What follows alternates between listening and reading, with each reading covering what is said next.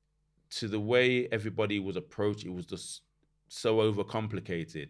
Yeah. And when you looked at the painting, Simple. you could see that there was just one light source, Yeah, and it was coming from one direction. Yeah. Do you know what I mean? Yeah. And that was it. While everyone was sitting back, I just went over, put the light up like where I think it was like where it was now. Job done. Yeah. Stood the actors underneath the light. Job done. Yeah. Do you know what I mean? So yeah, I think we do sort of like overthink and overcomplicate, and it's like we have to be of the belief that if it's not taking ages, if it's not complicated, if it's not professional, it's not gonna. I mean, if it's not expensive, it's not professional. Yeah.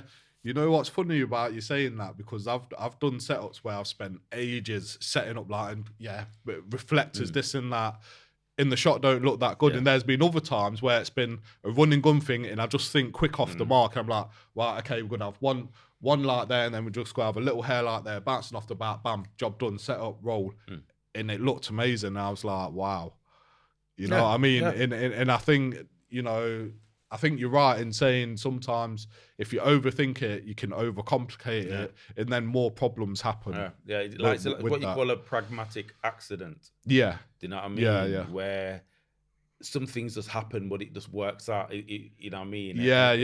That's happened a lot of times actually, where it's like, you know, when you just put on the spot and you're on your toes, you're like, right, running out of time, we'll just go bum, bum, bum, bum, and then it works out a lot better than, you know, you originally planned.